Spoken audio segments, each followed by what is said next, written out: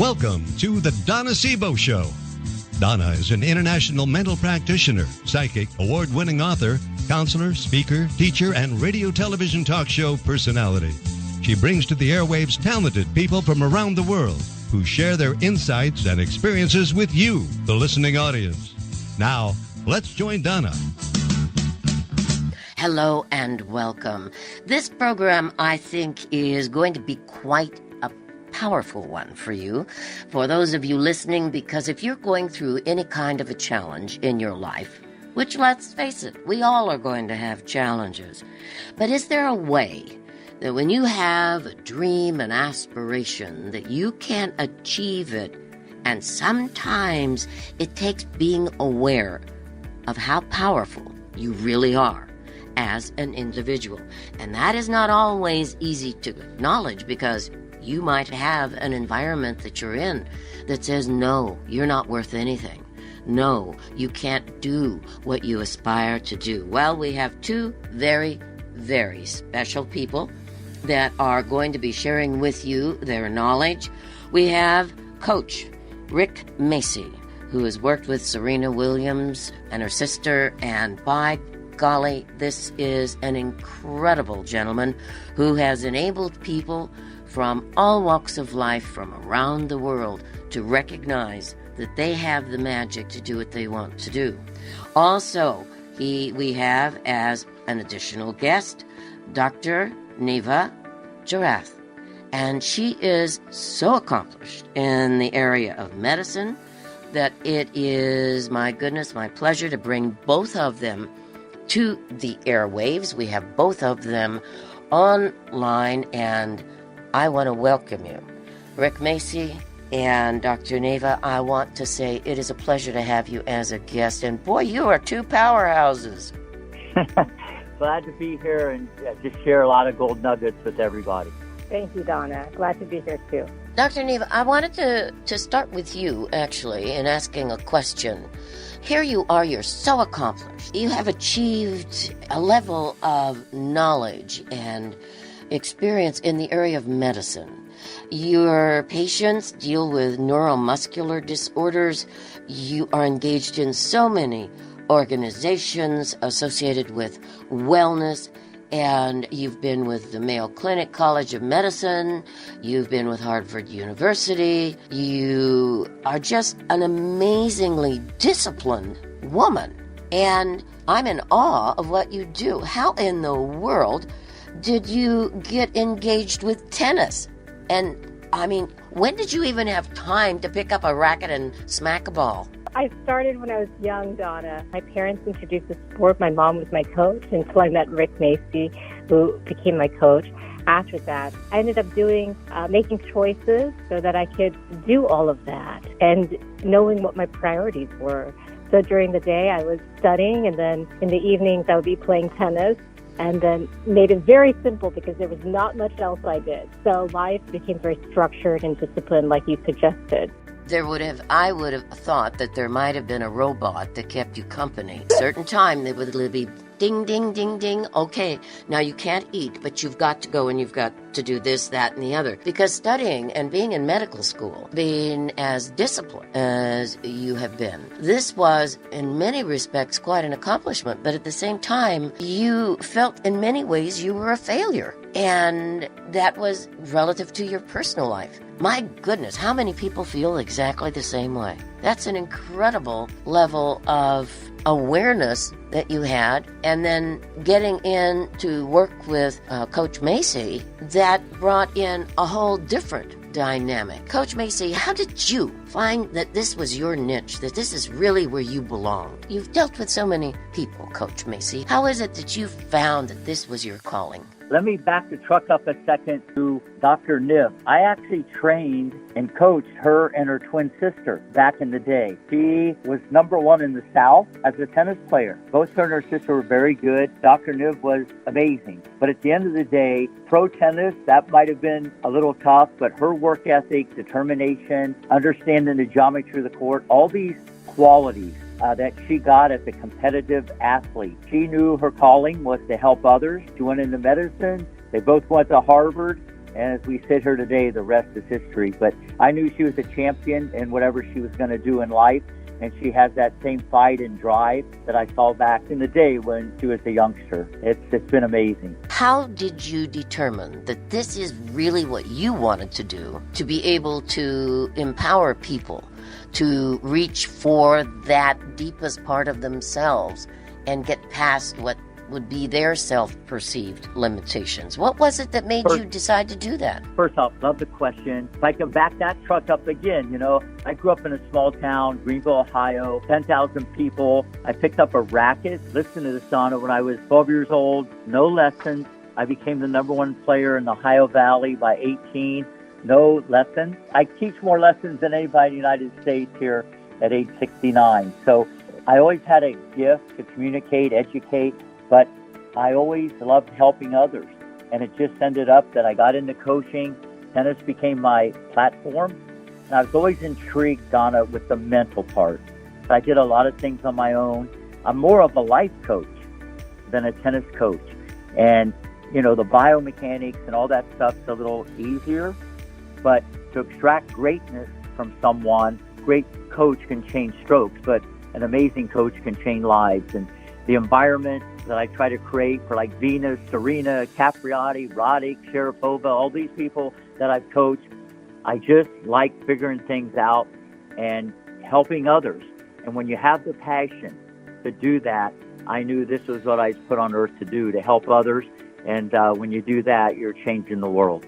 Coach Macci, you say in your book, and it's right at the very beginning, life is a game of inches, and so is tennis, from one ear to another. Now, that takes a little bit of thinking about, from one ear to the other, and you are referring to the mind. And this is something in research that has come forth. We can self-destruct so quickly on so many different levels because of the way that we think. And this has been proven time and time again. And it really is a challenge to be able to get someone to come into that understanding that they are the source of their own individual power. What has been one of the most challenging situations that you experienced in your career of working with so many dynamic personalities? It is a game of inches, and it comes down to perspective. We all have problems. Things are going to happen, and how you respond to it. There's many different ways to respond to things. In a game of tennis, you got like 20 seconds to flip it in your mind that it happened 20 years ago, and it's mind control. There might be better athletes out there than Djokovic, Federer, Nadal, but they don't have as many Grand Slams. It's all the big points. It's all how you frame it up in your mind. It's perspective. And I try to get people to look at things differently. Okay? That's the art of the deal. And when you can get someone to think like that and get into that type of routine mentally, they become a machine. And that's the key. That's what I try to do, because it's all about problem solving. And it's the same in a game of life, how you respond to everything, how you look at things, and being around positivity. You're able to take a blow a little bit better. Unfortunately, there's a lot of negative stuff in the world. People are very much aware, Donna, hopefully what they eat, but they're not aware what goes into their brain. And the environment that I create, even doesn't matter what level, I just try to extract greatness of people to look at things differently. When there's problems, we all have problems, everybody, but how you respond, it's all perspective. And I could do, hours and hours on this. It's mind control. If you look at the best of all the rest, it's like it didn't even happen. And they look at problems or failure as an opportunity. I mean, that's a pretty deep statement where most people can spiral and go the other way. And it just takes getting into a routine. And that's what I try to do with everybody that I coach. Dr. Niv, you, in your book, you make the comment, an athlete committed to high performance thrives in adversity and remains undeterred by rain. I'm quoting from your book. Effective coaches and positive associations are essential, which is a compliment to just what, Coach Macci has just said. but it's developing a successful, productive mindset. When you were developing your skills in tennis, you already had achieved accomplishment. Coach Macci was encouraging you to even go beyond that. There were different things that you found that were your biggest challenges. Now, someone would look at you and say, my goodness, how could you have had very much in the way of big challenges? Look at what you've accomplished. Look at what you were doing, what you were achieving. As a person that was in medical school and with what you have been able to do, developing a practice, working with people that have some very, very severe challenges, all of this, what was it that you think gave you that drive to say, I want more? Now, it's not a matter of wanting to become a bazillionaire. It is a matter of wanting more of yourself. What do you think was an inspiration for you to do that? That's such a beautiful question, because why? A lot of people love being average. A lot of people love being status quo, just being the average doctor and having a routine life that's very basic. But there was definitely a drive inside me to do more, because I would see patients. I always had this drive. I was kind of born with it, because I always wanted to be the best I could be and give back to the world. I have pushes me every morning, every single day, every hour. What am I doing for the world? How am I changing it? How am I impacting it? But it was accelerated when I would see patients that have 3 months left to live, and I would see death right in front of me. And as soon as you face death, and you see these very young, healthy people facing diseases such as ALS or Lou Gehrig's disease, and these patients are weak, and they can't breathe, they can't talk, and they're dying right in front of your eyes, all of a sudden, I faced my own mortality.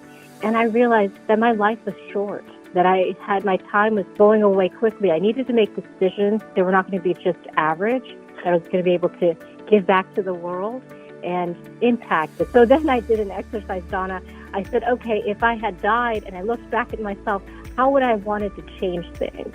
And this book was one of them. And writing it with Rick was another. So all of these things are what I wanted to do. I just didn't want the limitations that I created by myself to stop me, my fears, my own self-doubt, all that stuff. So when you do that exercise, it really transforms you and makes decisions that are fearless and take you to the next level of life. In your book, Billion Dollar Mind, in your book, you have exercises that people can utilize. Most of the people I encounter hear about visualization. This is something where they'll see something that they want to achieve, acquire, and they will visualize it. And then they'll say, well, nothing really happened. But visualization without action is something that can be really a dead end. Give me your thoughts about this on Coach Macci. I work on this a lot with the students. Listen, nothing's 100% except 100%. So they'll picture before they serve a ball, where they want to hit it, exactly where they want to hit it. Finite focus, not there, right there. Add color, add the crowd. But like you said, then they hit it in the net. You can't jump out of it and say, oh, that doesn't work. The reason why people don't visualize is you're not sweating. They feel they're not working. But listen, when you train the mind, then it trains the body. And when you've been there, done that, you're going to be even more comfortable. So at the end of the day, visualization is huge. When people watch someone else, they watch a tennis match or whatever, and they go out and play, they always play better because there's these imprints in their brain. People actually are more visual learners than having explained to them. But I have all the kids try to work on this and see it and expect it and dream it. Probably the best compliment I've ever got since I've been doing this was at the red carpet at the after party from BW and Serena. They said, Rick, you and Daddy just brainwashed us to become number one. Environment, to think big, expect it to happen. And then when you go down that yellow brick road and it happens, you're more prepared. But people, you're right, they jump off the bandwagon. They don't think it's like that important. But as we all know, the little things make the biggest difference. And visualization, to me, is a game changer. Dr. Neva, when you are working with people, when you have patients, I would imagine that what you have learned with Coach Macci, and also from your own life experiences, that you try to impart this into your patients so that they can have a sense of, well, maybe we can do something better. Or even though I'm in a situation that is a very unpleasant situation, there is hope for me, and I can have the best kind of quality of life available. Is this something that you have found that's overlapped in your working with people as a physician? Absolutely. Just the other day, this book actually changed one of my patients' lives. It changes people's lives every day. And one of my patients said that she used the techniques of the book to create a positive response despite all the physical limitations she was facing. And it was incredible because now, instead of being doubtful, frustrated, or unhappy about her environment, I think she had a child who committed suicide, and there was a lot of stress in her life. She ended up becoming her own best friend. And so what the key elements that I teach, not only in the book, but also in my clinic, is to have to become your own best friend with your own thoughts. So instead of hurting herself or beating herself down or getting into mental loops of negativity, depression, sadness, she ended up recognizing these loops after reading the book, stopping the loops from occurring, and then transforming herself into a more positive mindset, which enabled her to get the braces she needed, and she could walk better, and she was just so much happier. She was even able to move on from the tragedy she had in the family. And so much so that she was recommending the book to all her friends. So I definitely recommend it. For one, we have to be able to use our mind as our best friend. And we don't do that. Our minds tend to hurt ourselves or think negative thoughts. And that being said, because it's so powerful, and our minds have so much power to get us to the next level, to get us what we want, we have to be able to use the mind and the thoughts as almost mental training. I think it's like mental therapy. We have physical therapy for our patients, and they're stretching their body, and then we have nutritional therapy where they're eating the right foods. We don't have mental therapy, and that's every single day. They have to wake up and watch their thoughts and think positive thoughts, and then positive actions will result. Donna, real quick, let me just add to that. That's what is great about the book. If one word, one sentence can change someone's life, the way you look at things. And that's the art also of coaching. Everybody needs help, a mentor to extract greatness and to influence you, to think differently. Because, listen, everybody has their problems and there's a lot of stuff going on. Today's world's very different and it's a slippery slope. And when you're around a different environment or you look at different things with positivity every single day, you get into that routine. And this is very important for people to change the mindset. But people don't have discipline. And just like the best athletes I've ever coached, if you don't have discipline, none of this is going to matter anyway. But if you want to change, anything's possible, but it all starts with the positivity and getting into this routine. I really appreciated your story about Venus and Serena and their family and the environment the two sisters grew up in the powerful positioning of their father. Now, I was aware of that to a degree, but I was not aware of the seriousness of the environment that they were in. But then to play on concrete and environments that have glass, drug paraphernalia, all of this stuff, and they would be out there all of the time. And their dad enforced the very thing, Coach Macci, that you and Dr. Niv enforce, and that is be aware of your thinking. Be aware that this is what you're going to do. Kind of support actually was so superimposed in their thinking. I think what you relate in the book is that the only time they ever remembered not playing tennis was when their family was driving across country on a trip. That was it. You're right. Richard Williams and Orsine, obviously to win the Derby, you got to have a thoroughbred. But you could be a thoroughbred and not win the Derby. True. What was put into them mentally? The way they looked at the world, their perspective. Here we go again. We're going back to perspective.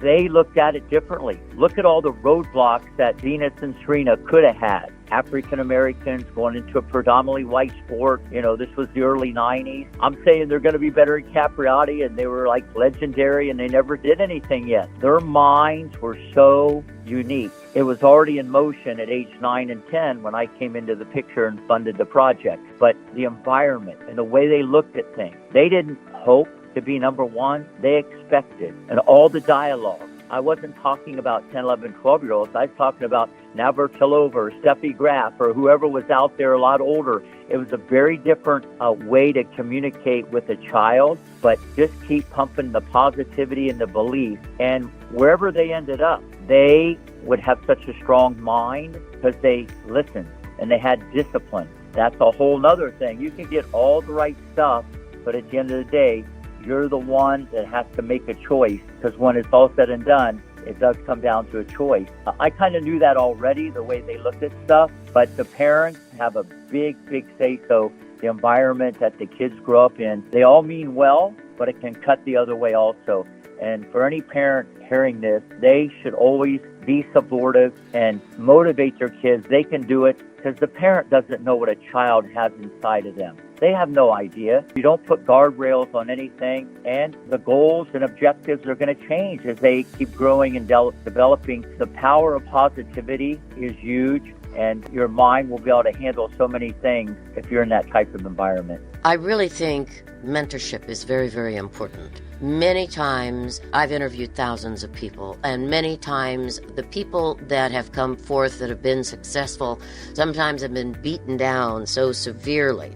But there is that something inside of them that says, no, I don't belong here. And I am going to do whatever I can to be able to get out of what I don't belong in. And they walk a very unique path. And I find that this kind of an individual is someone that if they don't have that kind of support, many times they'll just give up. And after a while, they'll say, gee, I've been beaten down so much, I just don't believe in myself. And that is where a book like yours, Billion Dollar Mind, is very important, because it is not about money. This is something that many times people do not understand. And please, Dr. Niv, you can interject on this, but there is that part of the self that says, I want to shine. I want to be the best I can be. People will complain about money and do all kinds of things, but often it's that environment when we're in it and we're around those kinds of thinking processes that we find that we go backwards. But when we can look at what really means the most to us and hold true to that, I don't care if you're flipping hamburgers at McDonald's, you're going to find that there is going to be that venue or that opportunity that is going to open up for you. And it might be education. It could be anything. It could be through sports. It can be in any type of a description. And it enables you to catapult yourself into a whole different space. And that's pretty tough when people encounter that. They don't want to be looked at as something that's outside, quote unquote, the box of social acceptability. But that is what we really have to look at. Give me your thoughts on that, Dr. Niv. I agree with you, Donna, that the mind is so powerful. It's not about the money, but it's about conquering our mind, which will lead to getting not only the most joy, but eventually also being financially fulfilled. And that's what the whole book is about. It's about having every single thought so powerful, so positive, so full of joy that the $1 billion, it doesn't compare. And I think that money, why I titled it and why we titled it $1 Billion Mind is that for many reasons. One, each thought can be worth $1 billion.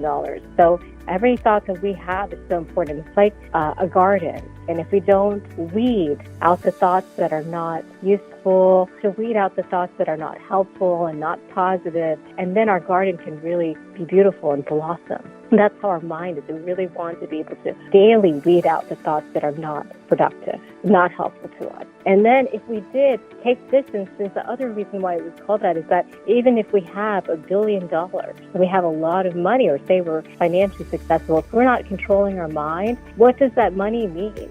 Right? That it doesn't really mean anything. If we're sad while we're doing something and financially successful, if we're having thinking loops that trap us and we're not able to achieve the goals that we want, then we're still not being full of joy. The mind is so powerful and has so much potential that it's worth more than anything else. And I really love the concept of how much we can achieve without having, a lot of people are joyful and have control over their mind, and they don't need all the extra. A lot of people will pay pay to get the joy, or they'll think money is the solution to everything, and it's not. And it really does stem from who we are inside and our thoughts and conquering it. So if we find what gives us true joy and what really matters to us, then we're really doing the best thing for ourselves. Coach Macci, what would be your response? Yeah, listen, at the end of the day, I tell everybody, back to perspective, but you control the situation. Don't let the situation control you. To me, that is one of the key things that I've always been a staple in my life. Things are going to come at you and then how you respond to it. But I try to control the situation with how I'm going to react to it, how I'm going to say it, why I'm going to say it, how am I going to do this. These come down to choices. And it all comes back to this perspective thing because, too many things influence. Everybody has a lot of the same problems. They see someone very successful. They have no idea. Stairs, not the escalator that took them to get there. And it's all you looking at things a little bit differently and looking at things more as an opportunity where someone else might look at it, oh, that's the worst thing that happened to me. Then you start, like Dr. Niv said, you get into this loop or you spiral the wrong way. So to me, that's the leader in the clubhouse. And what I love about the book, you got a lot of the gold nuggets from myself, like 30 hours of lessons with these quotes and staples that have been very successful, not only for myself personally and how I do things, but how I've influenced hundreds of national champions, then a lot of the household names that a lot of people are aware of. It's not just they got great strokes or they got great this. If they didn't have a great mind, we might not be doing this podcast. That's the wild card. And that's why, like you said earlier, tennis and the game of life is a game of inches from one ear to another.